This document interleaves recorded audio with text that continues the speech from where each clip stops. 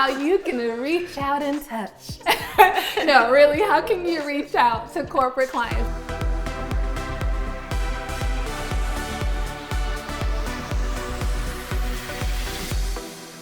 I'm LizJSimpson, founder of the Big Money Movement, accompanied here by my co-host, Kelly Wasson, Director of Operations, and Cheryl Parks, our lead coach and trainer. Cheryl, what do you think? How can we reach out and approach these corporate clients effectively? Can we add that? Yes, effectively, right?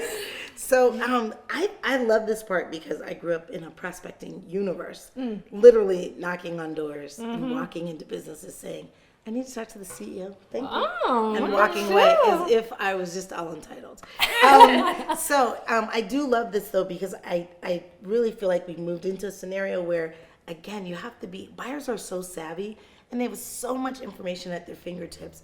You have to spend some time doing some planning and preparing without finding yourself in the lab. In a ditch. So you'll need to really get in a rhythm of being able to understand who the buyer is, doing a little bit of research, understanding what the organization looks like, and then planning how you'll strategically reach out with something of value. Looking at you, something of value, so that when you reach out, they know first and foremost that you're speaking directly to them because you've done some planning and preparation. And the second piece is you're providing something of value to them. So, and we all know this, when someone reaches out to you and they say, yeah, I see, I'm going to use a real life example. I see you have a website domain that's not being used. I'm like, I do have a website domain that's not being used. Who are you? Right? And so you just know the person speaking to you. And then you start to think, you go, okay, they're speaking directly to me. This isn't a bot. This isn't. So they've done some planning, some preparation. It takes some time, but it's well worth it. Yeah. It goes to the quote that I've heard you say a few times regarding basically sharpening the saw. If you have an hour to do something, I don't remember ever saying that. She's got a long Rolodex of sayings. If you have an hour to do something, take 55 minutes to prepare and 5 minutes to execute. Albert Einstein, he's not here, so I'll take Yes. I love that.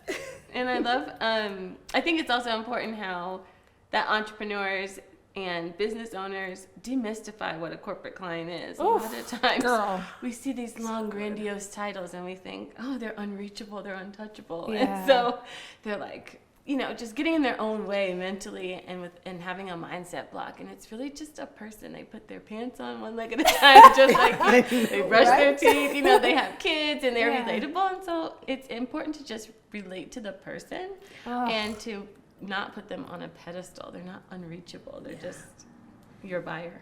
As a matter of fact, it's such a good point.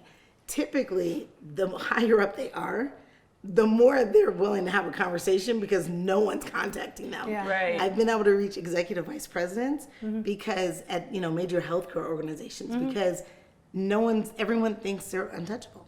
So when you decide to make your way, up those stairs, all of a sudden they're like, who are you?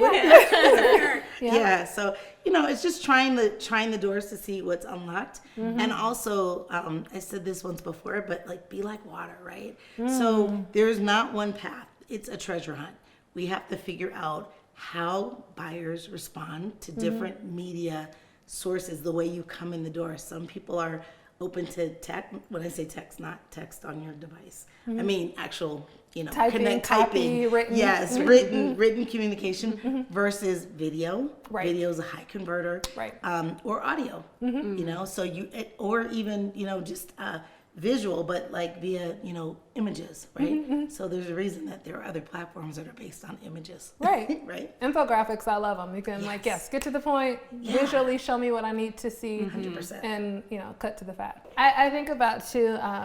We had last year a Corporate Client Attraction Live event, right? And Corporate Client Attraction Live is our full one-day event, and we bring in corporate buyers to tell the market, this is how I want you to approach me. You don't have to fumble and figure it out on your own. I'm telling you how I want to be approached. And every single time we hear the same thing. And I love what Karen Fazio from Microsoft shared, is she said, share something insights driven. She said, invite me to a private event where you're going to share some insight that I can't readily find in the marketplace. Or if you're working with other buyers like mine, what insights or data has been revealed to you from those commonalities? Or what can I expect coming down the pathway? It's like, teach me something I don't know that's going to add value or increase my effectiveness in my current role. It seems like a no-brainer, but you have to care. Yes. You have to care enough to do the work. Yes. And I think when we're talking about reaching out effectively to corporate clients, it's one, realizing that you're in the business of people, like you said, Kelly, which I love. Like, to me, that's the matrix. Like, when I think about the red or the blue pill, I'm like, that when you look at the matrix, it's like, whatever I want to achieve in life, I'm going to achieve it through people. It's through my relationships with people that I'm going to get opportunities or achieve the things that I want to do.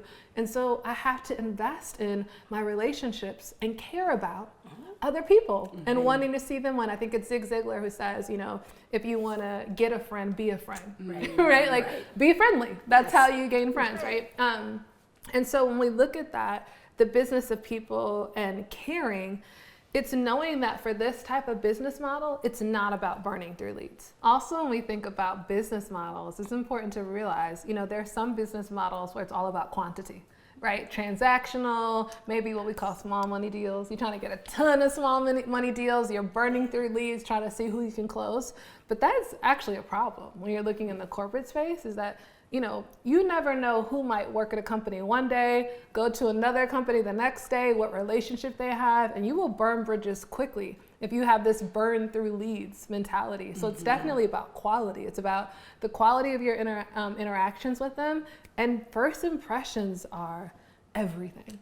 Right? You know, it's really hard to recover from a poor first impression. Really hard. So I'm going to give some insight about prior to joining the Big Money Movement team. When I actually, girl, tell them about the darkness.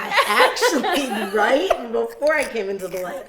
So when I saw you in the February prior to joining, what was really, really impressive to me was one of the people that you had on the stage talking about corporate deals. She actually said that it is counterintuitive for you to come and propose something for $500, $1,000. She was saying, I don't even know what to do with that. My budget is X million dollars. And you're coming in the door proposing something that is way too low, and it's transactional, as you just mentioned. And I don't know where to place you. I need you to come in your value, stand in your value and stand in your worth. And that was so super, I don't know, it just resonated. I was like, this is a big deal. But that was before I got here. Yes, and that was Microsoft.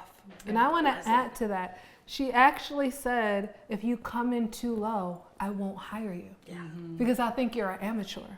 So even when you reach out to corporate clients, I love that you're saying that you have to be anchored in the business value that you bring, right? And knowing how to quantify that, because you come in low, it's like, oh, baby, go on over there to them consumers. We don't know what to do with We don't know what to do. I won't even cut a check that small. Like, come correct, right? So no, but that's such a valid point. It's interesting that resonated. Oh, big time. That is like, that will get me on a whole soapbox. Because so many women, and she underscored women in that statement. Yes, she did. She said almost every woman who comes to my desk as an entrepreneur is underpricing herself. Wow. And how can we have this conversation about how to reach out to corporate clients without talking about the elephant in the room, LinkedIn?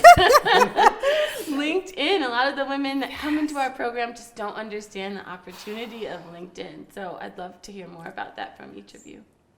So I'll jump in first.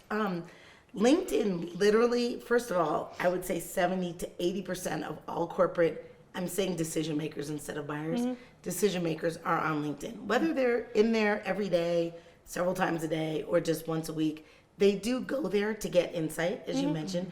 They're looking for trusted advisors that can be their additional eyes and ears.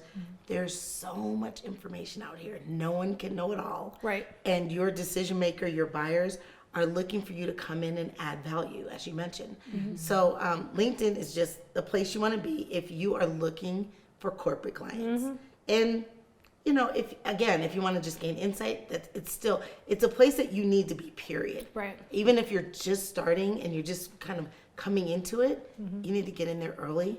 You need to really start understanding the value of it. Yeah, I agree. When we talk about reaching out to them on LinkedIn, do you want to share any tangible, like specific tactics they can do on the platform, or is that none of their business? So there are a couple of things. First of all, optimizing your LinkedIn profile is critical. Yeah, clutch. We do that in the Big Money Movement, Hey. and we do it well. Yeah. So all of our members come in and they really want to understand how to optimize their LinkedIn profile. I've heard you mention that it's the above the fold, speaking about what's above the fold, so that when you are connecting with people, they're seeing something that's compelling right off the bat. Yes. There are tools for you to get to your ideal client by filtering. It's LinkedIn Sales Navigator, which when you're ready to go and you're ready to really put some time and effort into it, that is the way to get there. It's literally like getting on the highway to get to where you need to be. Yep. And then in addition, there's LinkedIn SSI, Social Selling Index, which will allow you to actually take a look and see if your LinkedIn profile is optimized at the highest level for the algorithm, but also for what you're actually talking about, so that you can move your way into being a thought leader. But at the end of the day, you want to come in to LinkedIn, optimize your profile, get busy, and be a thought leader, but be strategic about what. Be strategic about the way you present yourself on LinkedIn. It is not, I'm not going to call out platforms, but it is not the other platforms. Some other small money platforms. It's not the other platforms. So you want to be strategic and really understand how to bring value to the buyers and create your own personal brand. Love it. As we wrap this up, I'd like to talk about what I call contiguity, right? And so in the Big Money Movement, the idea of contiguity is association, right? Like, so if you constantly see a fork and a knife together, when you see a knife, you're like, where's the fork, right? Like, that's the idea, the psychology of contiguity. And so we talk about reaching out to corporate buyers. Sometimes it's association. And so one of the concepts I teach about is, if you're positioning yourself as a thought leader, if I have my own articles or my own website, or if I host my own events, I'm creating my own ecosystem for buyers. But the thing is, there's an ecosystem that already exists for your buyers. Those market ecosystems might be associations, right? So maybe all chief information, not all, but maybe a great deal of chief information officers are a part of an association, just like we have legal associations. And so by joining those associations or tapping into those existing ecosystems, it gives you the contiguity or the proximity, so that when you reach out, it's not like this cold, I've got to give you the best of the best insights, but it's like, hey John, how's it going? I've seen you here a few times. Tell me about the work that you do. And it shortens just the space, or it shortens the sales cycles. It's a greater transfer of trust because of this idea of contiguity. So I think that's another piece as well, is it doesn't have to be like rocket science. I love the transfer of trust. Absolutely. So important. On that note, once you have contiguity or access and you're able to reach out to them, you need to know how to gain those corporate clients and how to clinch the deal. And I think that's something that's rarely ever taught. Like, I know in the Big Money Movement, women are like, who is teaching this? Like, it's all these, these big words or phrases, but no one's teaching the details, the granular details of how to do this. But you are in luck. Click the next video right now, and we will go deeper in how you can get those corporate clients. See you there.